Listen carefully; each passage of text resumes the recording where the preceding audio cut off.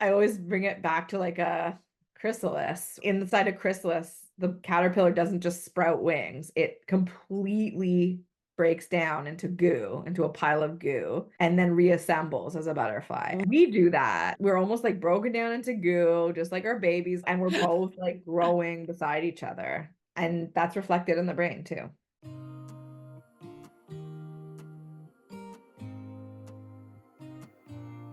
Hey guys, my name is Shayla. Welcome to the Hey Shayla Podcast. I went from full-time travel to full-time new COVID mom, and now I'm a mom of two. And holy wow, is motherhood and adulting a learning curve. There are so many decisions we need to make and a million ways to do it right. I created this podcast to interview some of my gurus to share their knowledge and empower you on your journey. Let me be your guinea pig and ask the questions you think everyone else knows. Here, we're a little hippie. We try to do things as naturally as possible. We're open-minded, and we don't take ourselves too seriously. But above all, we support one another and work to find what works. If you're into it, you're our people. Let's get started. Hey guys, welcome back to the Hey Shayla Podcast. Today, I'm so excited. I always say I'm so excited, but I'm so excited. Recently, I got recommended a book called The Nurture Revolution. This book is so validating. If you are a parent who does like an intuitive approach, a very nurture-based approach, and it feels hard, and society's telling you like, you're making this harder than it needs to be, like you should just sleep train your baby, or like they need to be more independent. This book validates everything. So the author is Dr. Greer Kirshenbaum, and for over 15 years in neuroscience labs, she has studied how genetics and experience shape the brain, the nervous system, and the body to influence lifelong mental and physical health. That's what the whole book is about. And eventually, obviously, she wanted to get this information out of the lab and into families. And so she wrote the book. She does one-on-one counseling. She has a whole Instagram where she talks about all of these things. And it's just, the information is invaluable, I think.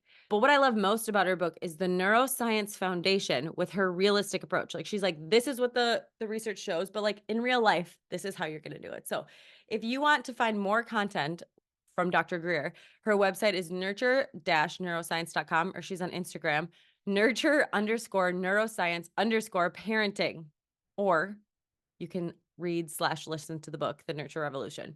Let's get into this interview. I'm so excited. All right, let's start the podcast. I'm so excited to have Dr. Greer Kirshenbaum on, and thank you so much for agreeing to come on and chat with me. When Yeah, you I'm so happy. when you agreed, I told my husband, I was like, she said yes. Yeah, Shay, that's really cool. I'm like, no, this is so exciting. Amazing. I mean, Yeah, like I said, but I am so happy to connect with, so many people who the book speaks to, and it's such a joy. And totally. that was the whole point. I want to share it, spread the message, and yeah, I'm always so happy to connect. Well, and that's what I loved about your book too, is it was so science-based, but you're like, but here's how it works in real life. Like, this is what I know, but I also know that you don't live textbook. And like you gave great examples, which was also so nice to hear. Yeah, for sure.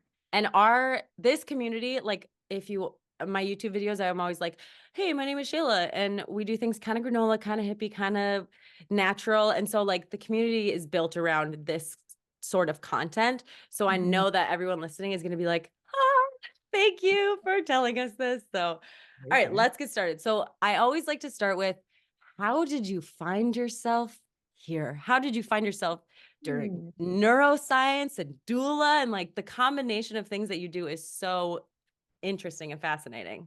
Yeah, thank you so much. It's honestly just been the flow of my life. I the ideas and inspiration for the book, it's includes my entire personal life, my academic life, my life as a neuroscientist, and then as a doula and mother. I was a really high needs baby. It starts with that. It starts with me. And then this part I'm actually investigating more and more lately. I Interesting. went to the birth psychology conference and spoke there a few months ago. And now I'm like, going deeper into my own birth experience and how that is actually a huge part of this too. There's so much. Oh my gosh. I do feel like I was, yeah, this was, you know, I was born into it basically. Literally. Yeah, completely. So I was like, yeah, I was, the part of my birth story, I'll just say it because it's been on my mind lately, that I have not fully acknowledged was that I was separated from my mom at birth Okay. because I had blood sugar issues, I think, and they wanted to monitor me. And now we know all blood sugar gets stabilized when moms are on the, babies and Right. moms are Right. together. So it was totally unnecessary. Yeah. And they brought me to my mom. I knew this part, but I always dismissed it. I was always like, my birth was fast. Like my mom always talks about, it was very quick. I was born very quickly. It was all very fast. So I'm like, that's the story I always told myself. But I was blind to this part. And this part is really meaningful for the book and the whole, motivation. I I was separated and my mom always told me this part of the story, but I blocked it out. The nurse would brought me back to her screaming, completely dysregulated, screaming. My Totally. mom was in the shower covered in soap, and the nurse said to her, "You have to take your baby. She's been like this for a while, Oh, and we can't calm her down." And so my mom had to like take me covered in in soap the shower. in the shower Yeah. and reunite with me.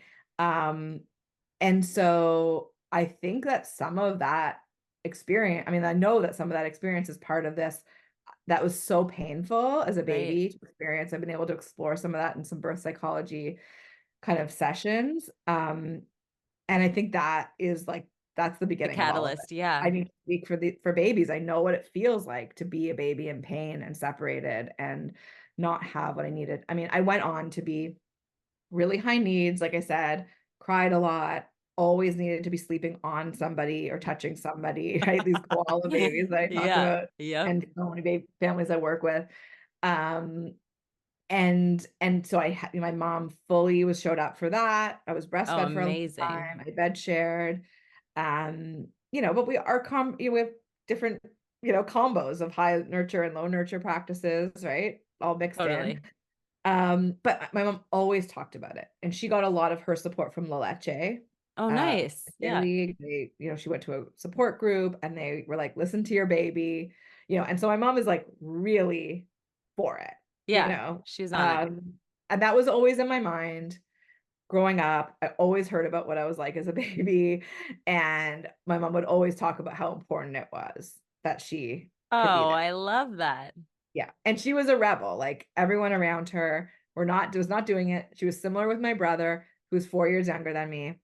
And I Okay, so saw that her I was friends criticizing her. oh no. Yeah, because you were old enough to be able to see. Well, and I'm just imagining because you were the first Yeah. born. g- I'm just imagining my firstborn being separated from her and then being in the shower because even when they hand you the baby, like in your first moments, you're like, Mhm. what? Like, this is my child? Like, what? So, like, her Yeah. being super vulnerable in the shower, naked, like soapy, and then being handed her baby for the first time and just being like, Screaming. right. Yeah. And just, oh, wow. Yeah. That's Yes, wild from both ends. it is. She had a lot of experience with babies. She's the oldest of five kids. Okay. So I Wasn't think she knew totally a little bit. foreign. Yeah, I think she was Yeah. like a pseudo mom for some Yeah. of her siblings as well. Totally. Um, but yeah, it was really interesting. So, I've always been attuned to this idea. Um, really got deep into it in my undergraduate. I did an undergrad in neuroscience, really kind of discovering like what is early life experience? How does that shape us what does that mean in the brain? Totally. Continued that, continued. I just loved research, kept going, did a PhD and postdoc. And by the end of it, I was like, we now have so much information about how critical this time is to grow mental health for babies.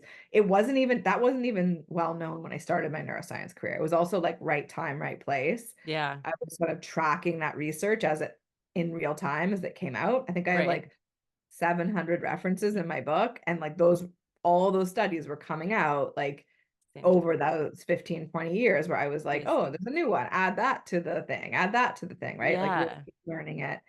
And yeah, by the end I was like, I don't see any parents know this. It's so important. Everyone has to know this. And so I was like, I'm gonna go and do that. Yeah. And Yeah. so then That's I amazing. became a doula and mom and finally wrote my book. Yeah. Yeah. And I'm so glad you did. And I just interviewed another PhD who does a lot of lab things. And she was like, it's all for nothing, literally, unless you can get it out to people. And Yeah. she said that process is so difficult. Like it's like locked behind passwords and paid things, and you have Yeah. to pay to publish and whatever. So I love that you were like, all right, cool. Now we know this. Now Mhm. let's get it out to the world. And Well, that's it. There's no, in that system, there's no, like, scientists could do it, but they've got what? They work 100 hours a week anyway. right, So some do somehow, some find the time. But there is, that's not part of the system, right? right, Science translation right. and communication. Um, so yeah, you do have to kind of get out there Yeah. and do it. Yeah. Yeah. And I'm Yeah. so And it's glad all she did. publicly funded. That was like one of the biggest things is like we've all paid for this. It's all through government grants. Oh, That right. Yeah. Yeah. so it's And to all our not be able to, tax dollars. yeah. And to not be able to easily access the information creates a Mhm. lot of misinformation that does get to be spread easily. Yeah, 100%, 100%. Uh, And even if we did have open access to the journals, which there are ways of doing that now. There's a few places that do that. And also for anyone who's listening who wants access to research, you can email researchers and they will send you their papers. oh, No one would interesting. ever hold that back from someone. Hmm. Yeah. That's interesting. Um, but even if you can get them, you Right. also like there's jargon, right? You need a lot of practice or education, Right. right? Even Or both. understand, be able to read it. Yeah. Totally. Okay, so the book is called The Nurture Revolution. So what is the nurture revolution and what is the nurture approach to parenting? That's a big loaded question, but what's For the sure. general idea of what you found and what you like teach people? So, you know, the first part of my book is explaining the neuroscience of infancy and parenthood. Because, I've already kind of said the infant brain is, I mean, the amount of growth is just tremendous in the infant brain. It's creating 1 million connections per second, sometimes up to 2 million connections per second at certain times. Like That's it's wild. really incredible. It's really fast and complicated and just this beautiful opportunity where we can use what I call nurture, that the concepts, and I'll define it more closely to connect those brain areas for babies to grow the foundation of mental health, right? A lot of the emotional brain areas are formed And during when the you infant. say infancy, you mean 0 to 3. That's right. 0 to 3 years. Okay. Yes, which is also, not all, that's No, the I'm like, after neuroscience. 6 months, they're not an infant anymore. That's like my, Exactly. yeah, 100%. And it is fully 3 years. Anyone who has a child, can know on an emotional level, they are totally. fully a baby for those 3 years. Yeah. So there's just incredible growth in the baby's brain in those first 3 years. And it's a really sensitive time. We don't have access to grow those brain structures so as significantly as we can in those first 3 years. It's a really tremendous opportunity. And then we have like a mirror and like kind of like mirroring it, the parent's brain growth is also happening in those first 3 years. Yeah. A lot of the same brain areas. So a lot of the brain areas that grew in our infancies, we get access to remodeling Wow. with parents. And so that's where a lot of like, I talk about, you're taking care of your baby, take care of your inner baby too. We would never let our own baby be hopefully not be, hungry or thirsty or lonely or, in pain alone. And that goes for us too, right? We need to give ourselves that same loving care as well. And if we do, we can reshape our mental health in Wow. parenthood as well, right? That's so fascinating. Well, is that Yeah. similar to matrescence or is that totally different? Yep. Yep. That's the Okay. same process. Yeah. Okay. Matrescence. Yeah. That melted my brain to Hmm. learn that. Again, incredibly validating because you're just like, oh, there's a grace period kind of where I like get to come into this parenthood and everything is changing and that's supposed to be how it is. Yeah. Yeah. And you're supposed to kind of like, our identities change so much. Like I always bring it back to like a chrysalis, right? We like, inside a chrysalis, the caterpillar doesn't just sprout wings. It completely breaks down into goo, into a pile of goo, I didn't know that. and then reassembles as a butterfly. And I feel like What? we do that. 100%. I was goo. I was definitely goo. Wow. Yeah, and we're almost like broken down into goo, just like our babies kind of like born like with all this As goo. plasticity as goo, and we're both like growing beside each other, right? Wild. Yeah. And I hear that from parents all the time. Like becoming a mom has been the biggest part of my personal growth and healing. I feel stronger than ever, more authentic than ever. I have my voice back, or I have my voice for the first time. And that's reflected in the brain too. Totally. I feel like that after like literally 3 years. But for those Yes. first 3 years, that was not. Oh, you're the goo. You're the goo for the Oh for my gosh. You're just like, why the is I just remember like repeating to myself, like, I need help. I need help. I need help. I don't know what to do. And you have all this information. Like social media is the worst thing for, well, I guess unless you're following like your account, but like most of social media is because there's conflicting information. And there's Yes. like information that's like, Okay. no, you need to let your kid cry. Whatever. There's just all okay. So Yeah, it's nur- bad. yeah. So the nurture revolution, carry on. So Yes. So the nurture revolution is, both teaching parents that information in like a really mhm, accessible way, just understanding what's going on. When we understand it, we can shed so many myths, all that confusion that you just mentioned, right? I right, have 30 of the biggest ones. I in the talk about it book. in the book. They're on my social media too. And I think that simplifies life for people. They can ditch tons of anxiety, questioning themselves, anything Yes. that's coming out from places that aren't between them and their baby, Yep. right? And like I imagine like all these kind of things trying to like just get in between moms and babies and parents and dads and babies. And these myths can kind of just like create a shield around you to be like, Yeah. I'm gonna work with me and my baby. We have this relationship and nothing's gonna come in the way. Yeah. Yeah. So yeah, so the information part, really important. And then the other part is suggesting ways that we can nurture our babies, right? And to kind of help parents bring, again, it all has to come from inside, right?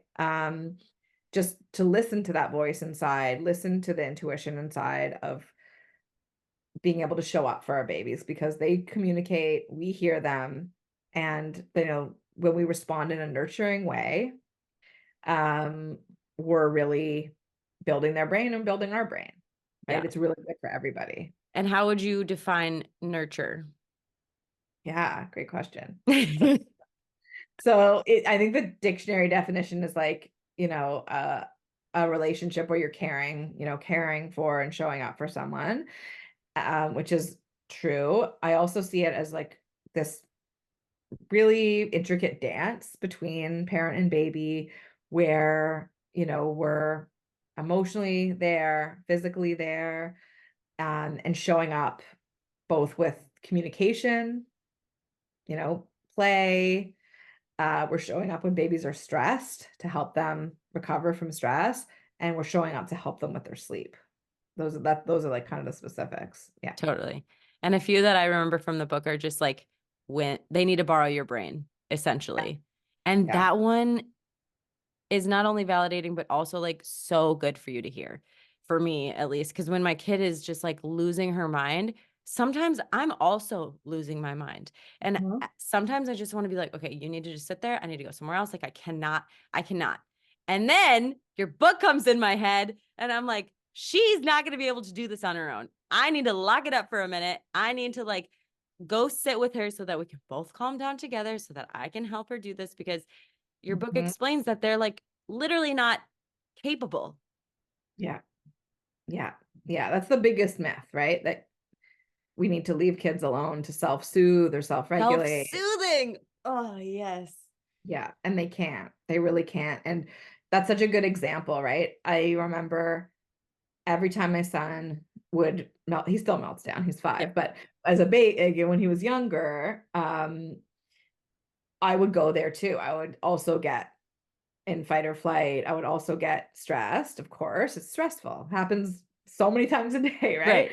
Right. Um, and then I would always bring myself back to what's going inside of him. Like he's scared. He's so Mm-hmm. scared right now. He's so angry right now. He's so uncomfortable right now. And that would help me bring my thinking brain back on, and to show up and lend him my brain, right? It's, you know, when we're in that fight or flight reactive state, we're sort of like, what are they doing to, like, why are they doing this, Yes. right? Yeah. Instead of what is going on for them, Right. right? So we can kind of, as adults, we do have a mature brain and we can adopt a lot of skills, a lot of techniques to help regulate ourselves. I have a million in my book, a whole big long chapter on it. And I have workshops and stuff to help people with it, practice it and stuff, because it's so important. Um, but they do need it. They really need it. There's no other route to calm for babies. They will get, their stress response is mounted, and their only route to calm is us lending our mature brains to them. They Right. really need. Okay, guys, let's take a brief break to talk about Explore. IKSPLOR. It is a merino wool base layer for children and for adults. I grew up in Minnesota and I did not know that you only needed 3 layers to stay really nice, warm, and toasty. I thought you needed 100 layers to stay warm, and I was always cold and confused. Apparently, you need one base layer, preferably merino wool, which is real expensive, but it is worth it if you're trying to get outside. Then you need a fleece layer. Then you need a waterproof layer. Boom, you're going to be warm. I couldn't believe it. I hold up, so I do hand-me-downs. The company is great. They have patches if you get a hole. They have a recycle program where you could sell your old ones, buy someone else's old ones. I just love this company. I just love them. And they keep us nice and warm in the wintertime. So if you are trying to get outside more, but you're like, it's so dang cold, my kids live in these base layers. Hey Shayla will get you a discount. Go to heyshayla.com/explore pod, POD. Let's get back to the show. Well, and I remember reading that, and when I say read, I mean listen. I 100% listened to the book. I did not. Yeah. So So thank you again for other the people are listening. Yeah. um that you were talking about how you should connect, just a lot of connection. Like when they are available to like connect with you, connect with them, play. Yeah, just mostly connection. And I remember feeling like, well, what if I need to do, like, what if I need to do the dishes? What if I need to do other, how can I connect with them all the time, 24/7 to make sure that they're nurtured? Yeah, absolutely. I really don't want the message to come across as this is like an intensive mothering a suggestion for intensive mothering where you're like always hovering over your baby, always like watching them like a hawk and not doing anything else, right? Right. And I actually am happy that I've gotten that feedback from a lot of people, that I was so hoping for the book not to feel, and the whole message not to feel judgmental or to feel like it has to be intense, right? Yeah. But that is how a lot of people will, wonder about it. Well, and like as Um, a mom, you're like, okay, I need to nurture them. I need to be with them all the time. I need, and like the anxiety just goes and yeah, Completely, completely. And I think the important thing is to know babies need this stuff. Like they certainly need the stress regulation every time, right? And sometimes we can do it with like the whole, like the nurtured empathy piece, the emotional coaching piece. Sometimes we're going to just be like, I'm going to hold you on my chest and walk around. yeah, You know what I mean? Like, well, if we don't have a lot of gas in the tank, right? Like that's what we can do. They do need us to show up for that. For the connection piece and sleep and, all the other stuff, they need us, but it doesn't have to be intense, right? It really doesn't have to be intense. The communication stuff is kind of like connecting a few times throughout the day, right? Having a right. little connection in the morning, have a little connection, in the afternoon, and a little in the evening.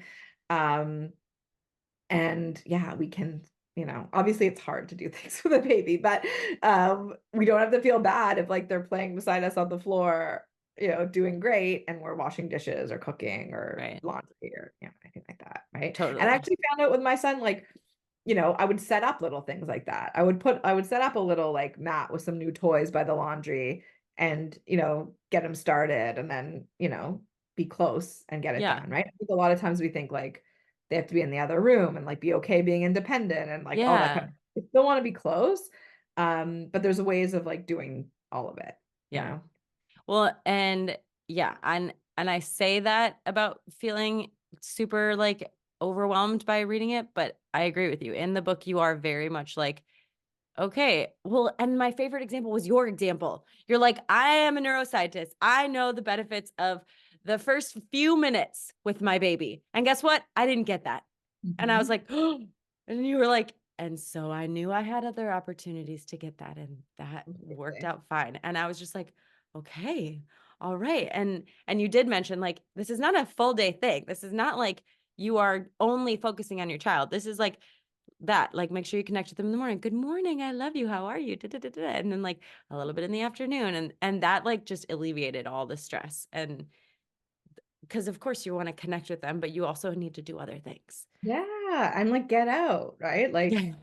go Yeah. to the park, go to the store, take them places, um, all that kind of stuff. Yeah, I talk about being versus doing. They need us to be with them, to Yeah. be aware with them, and in those states of communication when they're open and receptive to it. But of course, there's still lots of doing in Right. life Yeah. as well. And that, yeah, being versus doing that. It's like an additive piece, right? Like we're going to be doing Yeah, uh, there's a million things to do, but just adding in that connection, right, totally. throughout is really, really, really important. Yes. So you mentioned nurtured empathy. Can you elaborate on that? Because that also I thought was super interesting. Or give a couple examples, because the examples that you gave in the book, again, brain melting. I was like, okay, this is so good. Yeah, it's really, really great work based on wonderful research. And so nurtured empathy, I kind of alluded it to before, is really getting behind your baby's eyes in all moments, actually. The tough ones, but also the joyful ones. I think, Totally. yeah, our brains are so attuned to threat, fear, worry. So we always are like thinking about the stress and the hard times, but Yes. also have to, for ourselves as parents, really like delight in the good times and like pay attention to those because our brains are always going to be looking for the threat. And when something good happens, we may be like, okay, great, something good happened, let's move on. Yeah. But really, we have to be like, let's stay in that feeling. Like, let's really feel the joy between me and my baby's connection right now, or looking at a new flower that came out of the earth today, or something.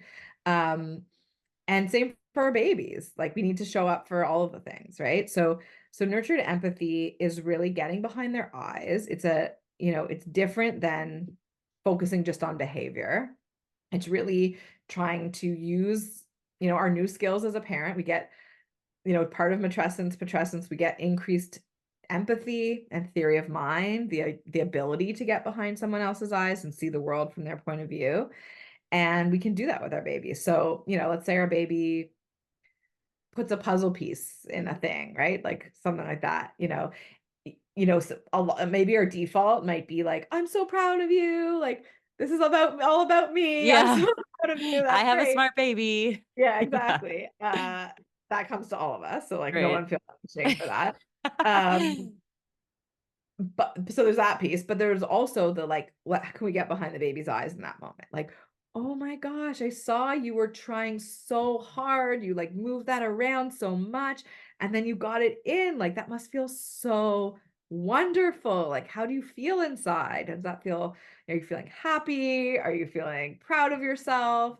I'm so curious, right? About Yeah. what's happening, right? And that will then just help that baby be seen in that moment and really celebrated in like a really positive way, connects their brain in the amazing ways we want it to, and gives them that intrinsic joy, Mm-hmm. right? Of Totally. like, I did something hard and I feel good, Yeah. not Instead of my I mom did is proud something of my me. mom felt good. Yeah. Right? Yeah. Yeah, That's completely. awesome. Yeah. Yeah. like paintings. When Aaliyah brings me a painting, she's 3.5, but she'll just be like, look. And I'm like, I do not know what that is. I'm like, wow, that is incredible. I see the blue and the, what did you draw? Yeah. Yeah. And Tell just me kind of like more. describing it, right? Yeah. Yes. Yeah. It's But it great. also works with the meltdowns, right? So like if they're having a hard time, can you give an example like that? Yeah, for sure. So it's so important for all of them. So, if there's a meltdown, let's say like, I don't know, what did my son melt down about this morning? He wanted, it's like in between weather, he wanted to wear something that was too cold or too hot Yeah. this morning. And I was like, we got to wear the right thing. Yeah. So we had a middle meltdown, right? So, what would I do in that moment? To sort of say like, hey, listen, I see you're like really, really upset. I can like you can talk about their behavior, like you're like crying and you're like so upset by this. I totally get it. You really wanted to wear these other things. I'm here for you. Like I'm wondering like what's going on, right? And just letting them have the feeling. And once they're kind of regulated, you can go back and be like, we're gonna wear the Yeah. right thing. We're gonna make the right choice and wear the right thing today, Yeah. right? So, the secret of it is like wondering what's happening inside, right? Like I'm wondering if you like are so disappointed you wanted to wear this other thing. Are you like, you know, Or maybe the one thing is frustrated? scratchy and they are just screaming about it. And you're like, just put it on. This is the one you need to wear. Why are you fighting me on this? And then once you Mhm. can like calm them down and chat, then they're like, this one's scratchy. And you're like, oh, well, Yeah, let's cut cut the the tag. tag off. Yeah, Yeah. yeah, exactly. But you don't get there until you can like understand, like, even with my baby, the baby relative, right? But she's like a year and a half, almost 2. And I'll open the fridge for something and she just immediately starts crying. And I'm like, why are you crying? Why are we crying? What's happening? And I can tell that she loves olives. So she's reaching for the olives. And I'm like, okay, I see you want the olives. I'm going to grab the milk first and then I'll grab your olives. Diffused. Yes. You just have to Yeah, tell, 'cause like, you just have to validate their experience of like, I see what you want, and I'm gonna communicate that to you so that you know that I'm here, I'm listening, I am behind your eyes, and I'm gonna Mhm. help you. Yeah. I just have to grab the milk first. So, yeah, that part of the book really kind of hit home for me because I was like, yeah, this is just trying to see it from their perspective instead of yours because you're late now, and now you're arguing with what you need to wear. Just get in the car, let's go. Like you're making me and just like having to slow down and be like, "Oh, yeah, I get it. I Yeah. understand. There's a rock in your shoe. I'm so sorry." Like, Yeah, yeah, absolutely. And if you're just focused on behavior, you're not going to learn any of that stuff, right? totally. Yeah. You put this on, I'll give you a reward. Mhm. The scratchy thing's still in it. Right. It's going to keep bothering them, right? Or Uh-huh. you don't put this on in 5 minutes, like you're gonna have punishment and Yeah. then put it on and they're still uncomfortable. Like you're not seeing them and Right. understanding the experience, And I right? feel like normally, I mean, yes, there'll be times when they're just defiant because they're being defiant, but like most of the time there's something like, oh, I don't like that one or this rock in the shoe or the scratchy thing. Like there's something else going on instead of Yeah. them just losing it. Or there's a feeling, right? Like maybe he was melting down because there's something he's worried about doing at school today. Mm. You Yeah, know, totally. there's so many different things that could be happening. Yeah. And unless you slow down to ask and like get them calm and regulated and then talk about it, you're not going to know. Yeah, Yeah, yeah, that's super sure. interesting. Okay, so the part that I haven't got to the book yet that I am just dying to because I think my postpartum, I had a little bit of postpartum depression, like nothing diagnosed, but once I had my second, I was like, oh, it can feel like this. Like Right. I haven't cried yet. Like it was just drastically different. Yeah. So much of it was around sleep. And Right.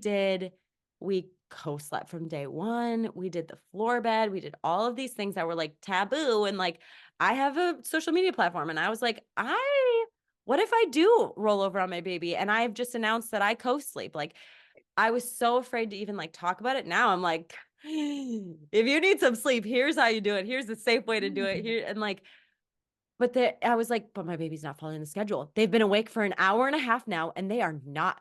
I've been trying to get them to sleep for 2 hours, and they're not Yeah. following it. And like, there was so much anxiety that she wasn't sleeping through the night, that she wasn't following the wake windows, that she was all of the information that is like so easy to Google about how Mhm. much hours my kid needs to be sleeping and whatever. Yeah. That put me in a tailspin. Like I'd go to dinner at my dad's house. Dinner just came out. I'm like, sorry guys, we got to go. Yes. It's bedtime. We need to leave right now. And they're like, okay, do you want a to go box? And I'm like, yeah, that'd be great. Bye. Like, but that's so common, I feel like, for first parents It is. It because of really all the is. information. So I am so excited to get it into your book, but I do want you to like, I want a little preview or dabble, like what Yeah, it hurt. It's like it always like I feel it when people have that, going on because it's so common and so unnecessary. um, It's like oh, completely artificially just created hearing you say that. garbage. It's all made up. There's like Ugh. no source of any of that stuff. Like I Right. You're a literally have no idea scientist. You're where it like, ever, show me the article. yeah, it doesn't come from anywhere. It's Oh my God. probably what an average, some of these wake windows and all these kinds of things are like what an average baby does, right? But Totally. biology is like on a giant bell curve. Everything has huge variability. Mm-hmm. And there are studies that look at normal baby sleep, and it doesn't look like that, right? It looks like giant, again, variability in number of naps, length of naps, time of naps, same with bedtime and wake ups and through the night and all this kind of stuff, right? It's this huge The variability. studies show tons of variability. Oh, oh, are you Yeah. kidding me? Okay. All right. Keep going. Like that makes me want to cry. That is because when your baby doesn't stick to what is recommended, you're like, what am I doing wrong? You don't really question your baby. You're like, what I'm mistake am not I sure. making? Yeah. Yeah. Yeah. It is a full out obsession Yes. created by an industry. They're telling you have a problem and you have to pay me for the They have solution, the solution. Yeah. Right. right? It's it's not ethical. And I don't think anyone who's in it, you know, has It's those intentions. They totally. are also given that information. They truly believe they're helping moms and babies. And Like, they most of the time are because they can usually get the results they want. yep, Yep. sometimes, Yeah. not all the time. Yeah. But yes, so firstly to say this obsession with infant sleep, like can totally take over someone's life, completely be the whole root cause of postpartum anxiety, postpartum depression. And, when I work with people or they read it in my book or I have a sleep workshop coming up, just I'm so excited for that because finally I can say it all Yeah. in one place. Um, People, it's gone. Their anxiety, depression are gone in a second. They're like, oh, that's all. Like I knew all along. Like what, that this was What my all. baby needed. Yeah. Yeah. So what have So you found with like nurtured sleep or what does that even mean? yeah, I love to expand. So yeah. My And phone? the other thing to say as well is over 90% of the world does not watch their babies sleep because babies know how to sleep. No, they slept in your womb. They also know how to birth, right? They also know a lot of things, right? They know how to communicate. They know all these things that most, Western societies have just been like, they're blobs. Like they don't know anything. They're not aware. They're just like blobs. And maybe they'll be a person one day. And like Yeah. then I'll like, give them respect and Yeah. human, but not when they're a baby. So nurtured sleep really is so basic to me. I know it's like very hard in like this world of like all the confusion. It's when babies are tired, offering them an opportunity to sleep. When they want to wake up from that sleep, they wake up and that just continues day and night. That's it. Okay. And they need help, right? They need help to fall asleep. Leaving them alone to fall asleep is not working with their biology. They need that input. They need to borrow our brains to fall asleep. Some Hmm. babies are born with, lower temperaments of stress, and I have seen a couple babies who can be put down awake and they kind of are fine to just like, suck their thumb or rub their head around and fall Because asleep, it's a which bell curve. You're going to have exactly. those. Okay. Okay. The majority of babies I see, and I know I see a specific sample of babies who are probably on the higher end of needs, Mm-hmm. need feeding to sleep, rocking to sleep, cuddling to sleep, sometimes driving in the car to sleep, right? Like movement to sleep. So, oh, that's a huge part of nurtured sleep is accompanying your baby and child to sleep. Older children will start to ask for it when they have words. So certainly younger babies want it. Mm-hmm. Um, and they also ask us with communication. So, helping them to fall asleep, sleeping close is a big part of nurtured sleep. Our brains stay connected and can stay to have those benefits of growth and sleep as well. So I recommend same room sleep, as long as that works for a family. If they can do it for the 3 years, that's wonderful. Um, and sometimes beyond as well. And then treating stress at night the same as we treat it during the day. Baby wakes up crying, needing help, needing, comfort, providing that for them, right? Throughout Totally. the night as And well. sometimes it's literally just your body. I mean, most of the time, but like my 1.5-year-old, when I get pregnant, I like have to wean them. Like I can't. And I Yeah. think that's biology too. I think that's your body going, yo, why are we trying to keep two humans alive? Like, we're going to make this really sensitive and kind of like, but Mhm. also, I mean, my body does not get a period until I night wean. So Yeah. I have to like intentionally night wean to, which I know goes against everything. We're on a family planning mission. But Mhm. like, I think it's all, I mean, it is all like your body's like, okay, if we're going to sleep together, if we're going to breastfeed still, if we're going to nurse through the night, we're not going to let you get fertile Yeah. to have another one. And Yeah. then when I mess with the cycle, because I remember being like, I did this to myself. Like I messed with the biology or the evolution of everything. And so then I got pregnant. I was still nursing. And I was like, I need to stop. This is like the aversion to breastfeeding. I've never felt this before. And I felt it with both my girls because now I'm Mhm. pregnant again. And then it's your body going, we can't, what, we like, we're trying to grow a human and grow a human. Like, let's just do one at a time here.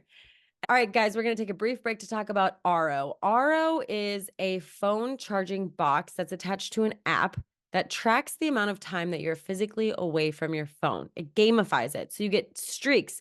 You've done 5 days where you put your phone in your box at least once. You've done 3 hours away from your phone. I have seen this on Instagram and I thought it would be like a cool thing. It is like, honestly, I don't want to say life changing because I feel like that's so cliche, but I want to put my phone in the box during the day. And I really do get excited when I'm like, I just clocked an hour, or every morning now it's an hour before we go to preschool. And I've noticed that my anxiety is down. I've noticed that I'm like way more present with my kids. So their tantrums are down. I've noticed that they have less screen time. I've just noticed so we get outside more, we play more games. Like you can absolutely do this. Just put your phone away.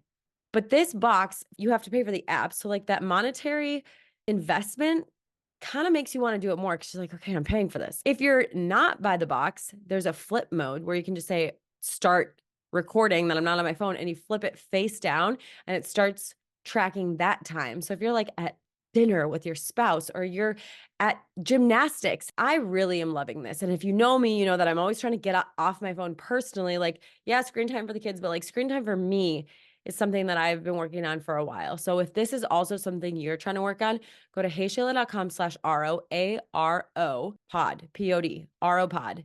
And you can use Hey Shayla as a discount. Let's get back to the show. My 1.5-year-old is still waking up in the night consistently. We are co-sleeping still. But like last night, she started crying. She wasn't super upset, but it was just kind of like where are you? Like, I'm going to sit here and just kind of yell for you. And as soon as I laid down with her, she You're fell there. asleep. Yeah, that's it. That she just needed me. And like I I interviewed someone about co-sleeping specifically, and she's like, how easy is it when they're right next to you to just Yeah, like you don't pull have them to into do you? anything. Yeah. And she's like, when you go from your horizontal head to your vertical head, like sitting up, that wakes you up more, that creates more stress for you. If you can just stay Yep. horizontal, Yep. pull your baby in, you could stay sleeping, keep your sleep cycle synced. Like it's Mhm. just Yeah. I mean, every animal on the entire mammal, we'll say, on the entire planet does that. Like, there's no reason why humans would Right. ever from it. Like, that's how mammals take care of babies, Yeah. right? Oh, It that's makes just and some of the like things that are put, usually it's mom, like who's taking care of a baby at night. So yeah. I think it's like a feminist issue. Like the uh, you know, the that task put on usually mom, sometimes it's not mom, but usually mom to be waking up, walking down a hall, help helping the baby fall back asleep, somehow lowering them back down into a crib, getting back into bed, falling Right. back asleep, and repeating that through the night. Of course, that's unsustainable. Right. It drives someone crazy. Yep. Of course, they're going to use something like sleep training Mm-hmm. because Because they if have they think to. if that's the only alternative, Right. that's Totally. impossible, Right. right? So yeah, I help a lot of parents to move from that to bringing their babies closer, whether that means A side crib. side crib, exactly, crib right next to the bed, or that for that exact reason. If your feet don't touch the floor, I like that. I like that. I always say feet touching the floor, but I like that like head rising thing too. Yeah. Even Yeah. better. Um, you might not even notice No, waking up, or it right. might just be like a really faint Totally. memory, right? Yes. Because that was the question. Like, oh, how often does your baby wake up during the night? And I'm like, I don't know. She Yeah, I does. know. She absolutely does. But I couldn't Yeah, tell you how many times. yeah, Because I just wake up, pull it. Because the sleep cycles, right? Like you go into REM together and you go into light sleep together. And so you both are in like light sleep. So you can pull them in and then yep, go right back into the and like, yeah. But completely. I understand, like, because even like you don't want to obviously you don't want to roll over on your baby. Like, so that's such a huge fear. And then you have all your parents and aunties and everyone being like, Yeah, that campaign has been out for a long oh time, and my it's not gosh. based on the data either. So, you know, the biggest risk actually is having a baby being covered by a blanket or a soft pillow, or the bed being too soft Okay. for a baby. The rolling over, it's happened in some instances, and it is something else we have to also protect against, Totally. but it's not even the biggest risk. So that's even whatever, Yeah. here, but when we do look at babies who do have, infant death, like SIDS or accidental suffocation, um, in sleep, um, there's, if it's in a bed sharing setup, like sleeping side by side in a bed, there's always a risk factor. Like there's almost never, like there's either alcohol Right. involved, soft bedding, pillows, a gap, Mm, so I totally. always say it's important to say whenever we talk about bed sharing or co-sleeping is adult beds are not safe for babies. That's really important baseline. They're not safe for them. You can't just bring your baby into your bed. Right. Don't do that. Got it. You have to follow very strict guidelines to make your bed safe for a baby. And it has to be really understood by both parents, if there's two parents, and maintained, like seriously And maintained. that's La Leche has like the 7 sleep Yeah. Yeah. things. The leche So if is some great. Yeah. Yeah. So if somebody's like, okay, how do I do it? That's what you're going to look up.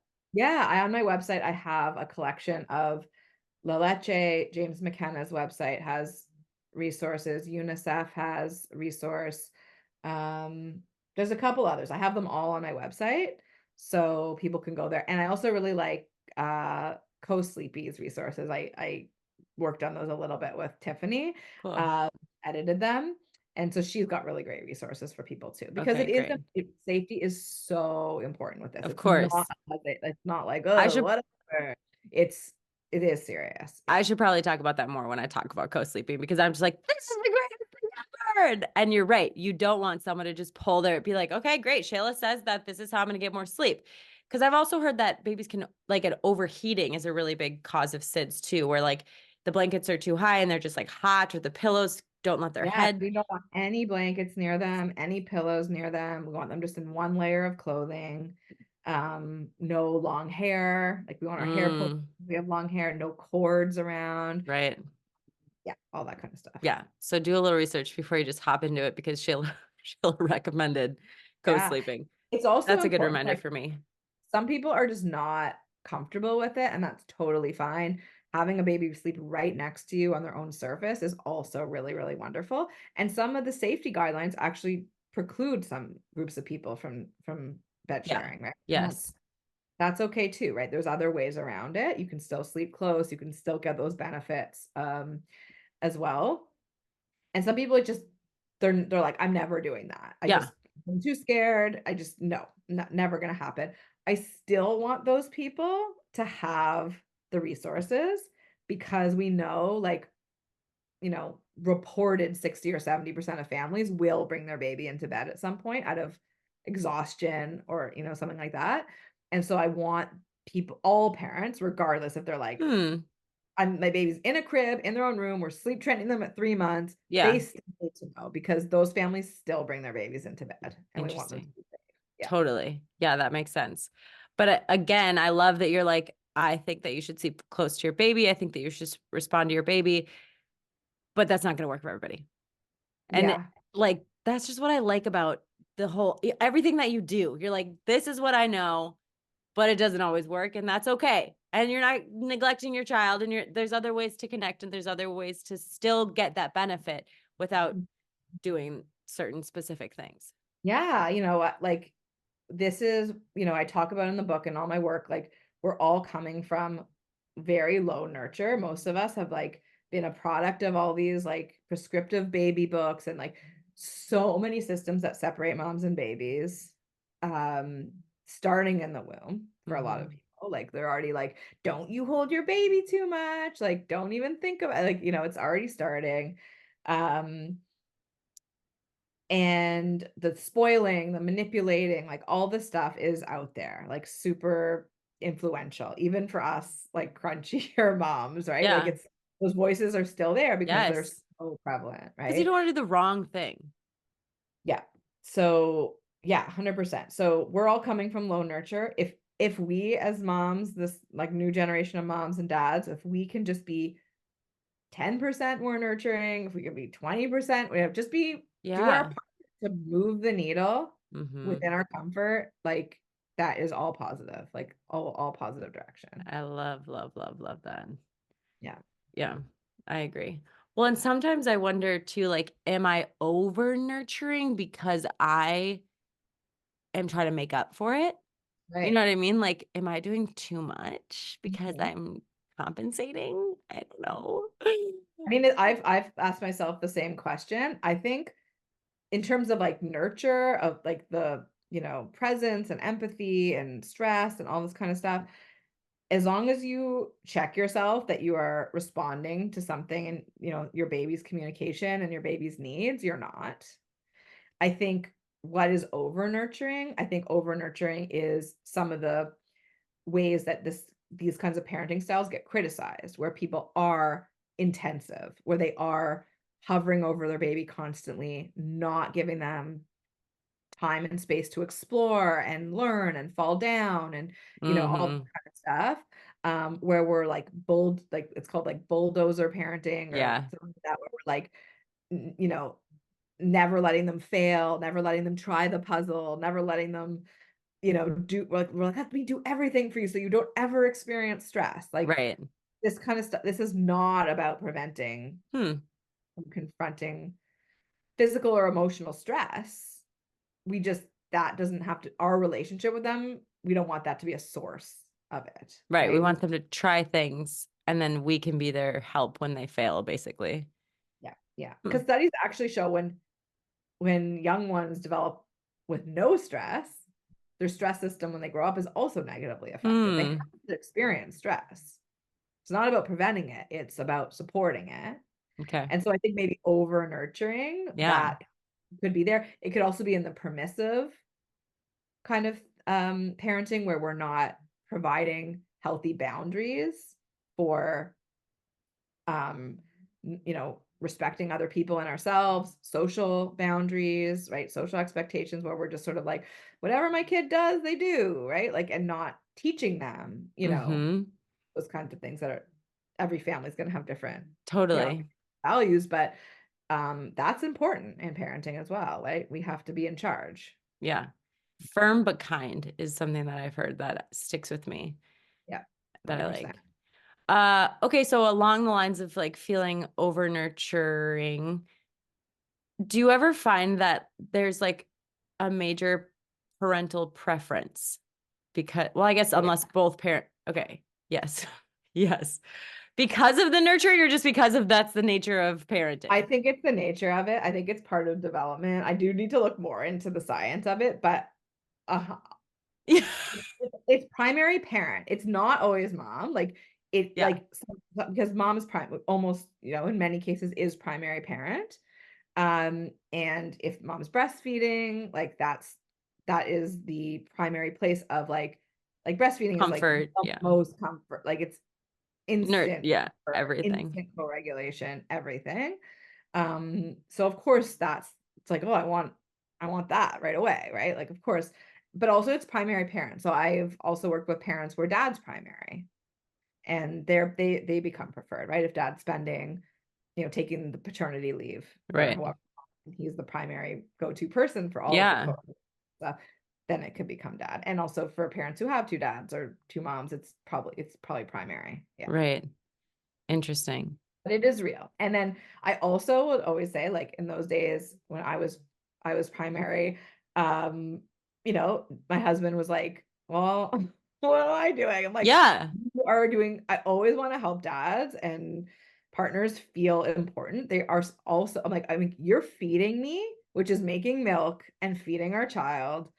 You're, doing, everything to help me, which is helping the baby, right? It's like Yes. he's in the middle, then mom or primary person, and then the other, like dad or Yeah. the other, right? And so is so much. And I've always said to him, I'm like, you will have your day, trust me. Like, and now it's totally, I mean, it's both of us, but like Right. my son goes through phases where he is so into dad. Yeah. And I think some moms get sad when that happens, but I'm like lying back. I'm like, I Yeah. have been in for 3 years. Uh, this is my time to like have a coffee alone.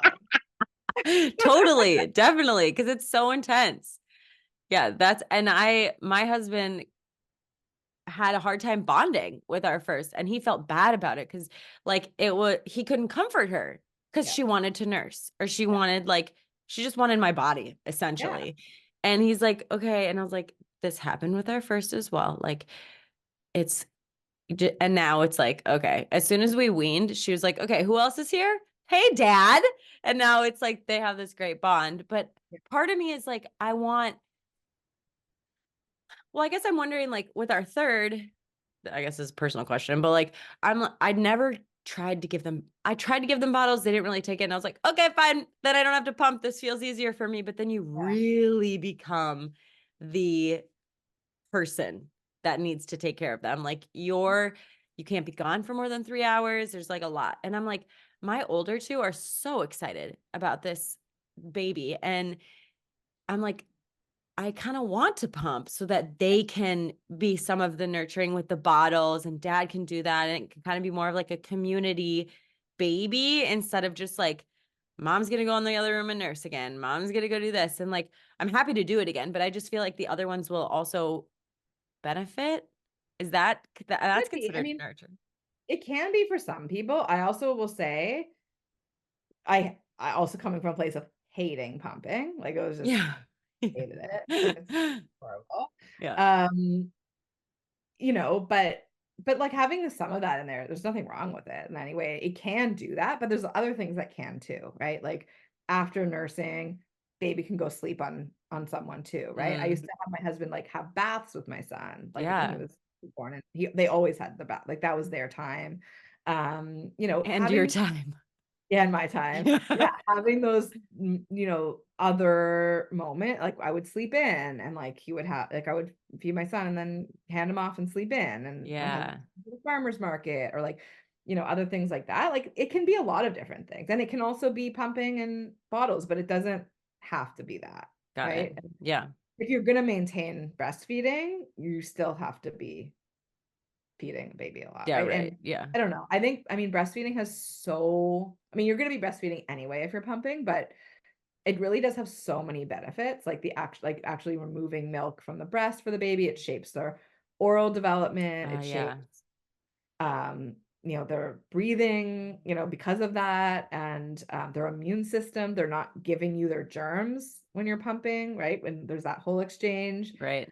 Um, so yeah, I mean, like mix it up and see how Totally. it goes, right? See how you feel, right? If you're like, I like this, great. If you're like, I hate pumping, You maybe don't have to another. do it. Yeah. Yeah. Okay. That's a good point.